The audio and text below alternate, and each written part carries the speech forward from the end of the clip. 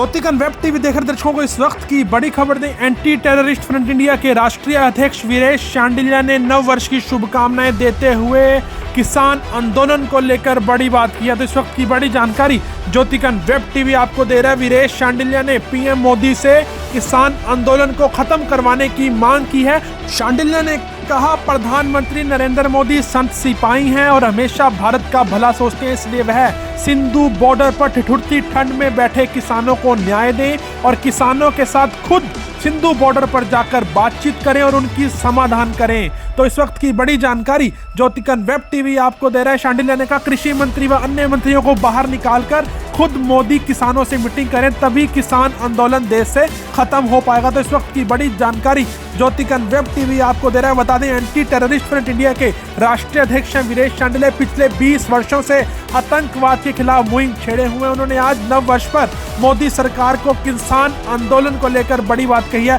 वहीं उन्होंने मोदी को अपशब्द कहने वाले किसान परिवारों पर भी बड़ा निशाना साधा और वहीं उन्होंने कहा, जो लोग किसान आंदोलन में खालिस्तानियों के होने की बात करते हैं उन पर भी शांडिल्य ने बड़ा निशाना साधा। तो आइए आपको सुनवाते हैं ज्योतिकन वेब टीवी से बातचीत करते हुए एंटी टेररिस्ट फ्रंट इंडिया के राष्ट्रीय अध्यक्ष वीरेश शांडिल्य ने क्या कुछ कहा।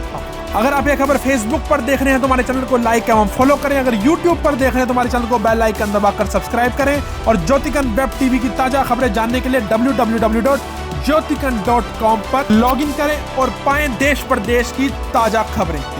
नए साल की मुबारक देता हूँ। नव वर्ष बने, नव वर्ष तुम्हें धन धान्य सफलता ले आए, मन दर्पण के सब सपनों को पल भर में पूरा कर जाए। एक संदेश जो सिंधु बॉर्डर पे हमारे किसान भाई बैठे हैं। हरियाणा के मुख्यमंत्री ने कहा कि जो चुनाव हम अम्बाला से हारे, सोनीपत से हारे, कहीं ना कहीं किसान मुद्दा जो है, किसानों की बात जो है, उसका हमें नुकसान हुआ है। चलिए, मैं मुख्यमंत्री जी की इस सोच का स्वागत करता हूं कि उन्होंने जमीनी हकीकत को स्वीकार किया। देखिए, किसान कौन है? मोदी जी, आज किसान, आपने ये नहीं देखना कि हरियाणा का किसान बैठा है, पंजाब का किसान बैठा है। आप आज़ादी की लड़ाई की तरफ जरा एक झांक कर देखिए। आज़ादी की लड़ाई में महात्मा गांधी जी भी तो एक ही थे। आज़ादी की लड़ाई में भगत सिंह, राजगुरु, सुखदेव भी तो एक ही था। आज़ादी की लड़ाई में सर पर लाठियां खाकर शहीद होने वाले लाला लाजपत राय भी तो एक ही थे। आज़ादी की लड़ाई में सुभाष चंद्र बोस भी एक ही था। बहुत लंबा चौड़ा पूरा हिंदुस्तान आज़ादी की लड़ाई को लीड नहीं कर रहा है। इन्होंने कुर्बानियां दी, भगत सिंह ने कुर्बानी दी, 23 साल की उम्र में कुर्बानी दी और रंग लाई उसकी कुर्बानी। आप तो सिंधु बॉर्डर पे बैठे हैं। आप ये नहीं कि आपने उत्तराखंड के किसानों का समर्थन ले लिया, महाराष्ट्र के किसानों का समर्थन ले लिया, बिहार के किसानों का समर्थन ले लिया, आपने छत्तीसगढ़ के किसानों का समर्थन ले लिया। ऐसा नहीं कर सकते आप। डिवाइड नहीं आप कर सकते। मोदी जी, आपको मैं आपका बहुत बड़ा दीवाना हूँ। 2014 से मैं आपकी सोच पर प्यारा दे रहा हूँ। आपको मैं एक संत सिपाही मानता हूँ। जब देश में कोरोना फैला तो आपने लोगों की जान बचाने की पहल की। जहां अमेरिका बोल रहा था कि लोग मर जाएं, मरते हैं तो मर जाएं, मुझे अपनी आर्थिक नुकसान नहीं झेलना, और हिंदुस्तान का ये संत कह रहा था, मोदी, कि मैं नुकसान जितना मर्जी झेल लूंगा, मैं अपने हिंदुस्तानियों को मरने नहीं दूंगा कोरोना से। और जब सिपाही की बात आती है, मोदी जी, आप पाकिस्तान के घर में घुसकर सर्जिकल स्ट्राइक करते हो, शहीदों की सोच का बदला लेते हो, शहीदों का सम्मान करते हो। मैं आपको सल्यूट करता हूं। लेकिन किसान, ये हिंदुस्तान जय जवान जय किसान का हिंदुस्तान है। आज 1 जनवरी है। आज आगाज किया है इस साल ने। आज आपको पूरा किसान, हिंदुस्तान का किसान दिख रहा है। हर व्यक्ति समर्थ नहीं होता कि आप आंदोलन में जाकर बैठ जाए। वो तो लोग जो हैं, उनमें तो एक खुमारी होती है। लेकिन जो लोग उस आंदोलन का हिस्सा नहीं है और जो घर बैठे हैं, वो कहीं ना कहीं वो लड़ाई लड़ रहे हैं उनकी, उन्हें दुआएं दे रहे हैं, उनकी प्रेयर कर रहे हैं उनके लिए कि ये युद्ध जीते वो किसान।